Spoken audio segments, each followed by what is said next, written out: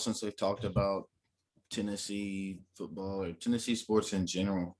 I mean, we had a brief segment on the baseball team, but Yeah, we're all about positive mental health around here, Ryan. So we try not to talk about them too much. You're right. You're right. So we'll skip over Tennessee baseball for the mental health of our co-host here. Let's talk about some Tennessee football. Every time around this year, you know, we hear the rumblings of how this is the year. Feels like 98, all that. Let's skip all that. We had a big story come out. Quarterback Caden Salter dismissed over some legal legal means. How do you think Josh Heupel dealt with this whole situation? Do you think it was the right thing to do? Was he a little too harsh? Should he have been more lenient? What are y'all's thoughts as Tennessee fans? Well, I think he definitely should have been kicked off. It was a second. I mean, offense or whatever, and he's only been on campus for a few months, like 4 months or something. Second He offense, did right? Of something. second offense, yeah. So yeah, he got pulled over with in a car that had like a busted up tail light or headlight or something, and they had weed on him, just like 4 grams. Wait, I know, but it's I mean it's his second. No, you're right. He's already like robbed a drug dealer, and he was so that was his other offense there on campus. So I think he handled it properly. Allegedly. He handled it properly. Lomac, what do you think about the Salter situation? He was a 4-star quarterback. We were kind of relying on him coming in. The big loss, I guess, we had recruiting wise was the Ty Simpson going to Alabama from Tennessee, in-state guy. So he was kind of like our saving grace, having Caden Salter, 4-star from Texas, but no longer with the team. No, yeah. I mean, like you said, 4-star. I have a lot of Tennessee friends, so there was a lot of talk about the potential that this kid had. So I'm really interested to see your perspective on this. I mean, it's a situation that you hate it all the way around, and I don't know what exactly behind the scenes all of what concluded to kicking him off. If it just the offense, or if it was part of a culmination of, I mean, just, attitude problems with saying that he was mad about not getting wished a happy birthday or something like that on social media, I believe was him also. And, maybe things in practice weren't working out the way that he wanted to. Maybe they didn't, it wasn't a good fit. You hate to see it though, because you were hoping that he was going to have some kind of future and maybe develop into a good player for him. But I also don't think he was going to crack any playing time anytime soon either. So maybe he's going to go somewhere and get some playing time now. Well, it's not like Tennessee had any solidified quarterback, starting number ones. But I think the real, another big part of the dismissal here was he had to go in front of the student board or whatever and give a case and, present or whatever for the first charge. So he was on school probation or whatever. So to have another offense like this, I mean, I don't even think the school would have allowed him to play football. So he's got to go through student affairs kind of stuff. And then he's got to go through this other, and it's just, I don't know. I hope he gets it settled out. He's probably going to go the JUCO route. Hopefully he'll turn it around. Watch it. I mean, in a few years, he'll be the quarterback at Auburn or Georgia and kick our ass or something. So, or South Carolina and come in and beat us. So that makes sense. That also, would not be surprising at all. Shout out Heupel going on the Jim Rome show there. Is it burning? It sounds like he did not give too many burning takes, but hey. I don't think I've heard him on any sort of Knoxville media, radio, or anything like that. That was we were talking about decisions he had made. That was a good decision.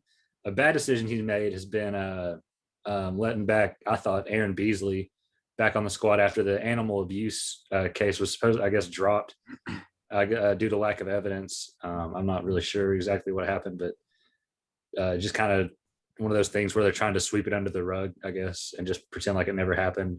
Adds to the linebacking depth, though, I guess. I got another question Super real quick. disappointing. If we can get back to Salter before we get off of him. Yeah. Like you said, he was a 4-star recruit. He played at a big time program in Texas at Cedar Hill.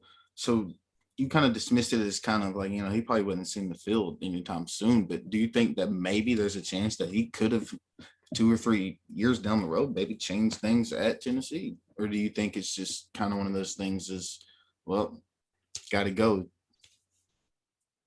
I feel like if they felt like he was going to be a guy who could be that way, they wouldn't have let him go, because we all know what it's like when you get in a program like that at that level. It doesn't matter, Especially at a place like Tennessee. yeah, like it, it's all about politics. if you're cutting the, yeah, I mean, if you're a team that's wanting to win and you're good enough, you're not getting kicked off those teams. You know what I mean? I mean, we've seen guys get in trouble, situations that sound a lot worse than this situation.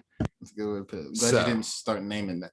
Yeah, no, just like, guys that have been in a lot worse situations that have stuck around. And I think they probably saw some practice, and they probably liked Harrison Bailey and Milton a little bit better. So, they didn't feel as comfortable about it. What do you think, Bob? You got anything on that? Just based off of the performance that I've seen the quarterbacks play, I mean, it's between Bailey and Maurer. I don't know. I haven't seen Joe Milton play a lot, but I mean, Salter leaving the quarterback's room, I mean, it just leaves another empty spot for somebody to fill it. So hopefully, I don't know, we can get another recruit to come in. I mean, Heupel, what did did he win the Heisman, or was he a Heisman finalist at Oklahoma at quarterback? I think he won it, right? He won it. So, I mean, he's got that to always go on. So hopefully he can kind of recruit a good quarterback in the future. I know we've got a 5-star running back on campus this weekend. I don't know what he's doing here. I guess just maybe picking up some cash or something, but I don't expect him to actually come to school Best here. bet? Grab that bag. No, that's your best bet though. You got anything else on that? Also, think Virginia Tech transfer there. Hooker's gonna get some snaps at times. I don't know. I just feel like they're gonna try to do some kind of like, running formation, pass threat with him. Maybe Some sort not of wildcat, spread. but some form of trickery. Maybe line up 2 quarterbacks at the same time back there with him, kind of deal, like something crazy. Have him out at receiver, and then have the quarterback throw it out to him, and then have the quarterback go out for a route. Yeah. Backyard football. That's My favorite video game. that's all I've said That's for Tennessee years. football wrapped up in a nutshell, right there. I don't know if it is though, because for Tennessee football for years, it's just been, hey, let's run 32 short power. screen passes and power runs and stuff like that. Swings and, out of the backfield for negative yards and fumbles. Yeah, like I hope at least we do something ridiculous and like throw the ball. I don't know. We've got that Jalen Hyatt, like 6'5" receiver with blazing speed. I mean, he's gonna, if he doesn't get 1,000 yards, I'm gonna be disappointed this season. Let's if I pay attention to the games. Let's go out and let's go out and air raid. I want that air raid offense. West Coast. No, That's what I it'll want. be fun. Over under 5 wins. Over. I had him. Over? What did I have? He had us at 7-5. I had it 7-5. I think the only non-conference game you lose was your second non-conference game again. I think you said Pitt. Pitt. I think you lose to Pitt. You win all non-conference, and then you lose to Bama, Florida, Georgia, and Ole Miss. That's what I think you threw out there. 7-5. Not a 7-5. bad start to the Heupel era. And you're gonna go with The Heupel That dynasty. Look at it. The Heupel regime. Oh, Let it never fail. there you go. We gotta get. So some you got us shirts at made. 5. You got us at 5, Bob. I don't know. I can maybe see 6. I can see 6, 5 to 6. He's gonna say over under. I'm gonna go over 2. I'll go 6. I'll go Yeah, 6. oh, I don't Because know. I think we'll lose to Pitt when we get down to it. Yeah, I think that's the only Non-conference, you lose. I though. think- And then the only other conference game that I have y'all winning that you could possibly lose, in my opinion, unless something catastrophic happens, would be Kentucky. I think you easily handle Missouri, Vandy, South Carolina. South Carolina, but Kentucky. Nah. I think Kentucky has a. I'm gonna take us over Pitt, and I'm gonna lose to South Carolina, and I don't know who, maybe Kentucky. Kentucky's gonna be The good this only year. reason I'm gonna say we're gonna beat Pitt is because I do know Pitt had a lot of guys in the draft this year, so I'm just gonna assume maybe they have a lot of turnover this year. Who knows? I don't know anything else Who about had the Pitt. most draft picks this year? College. You know, Was it? It's got to be Bama, right? was it? Was it man? Oh yeah, I'm gonna assume it was. I honestly don't know. Sorry, it slipped For some reason, I forgot. For some reason.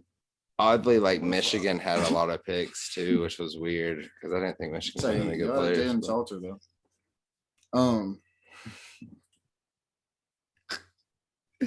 I'm being a hater. I'm sorry.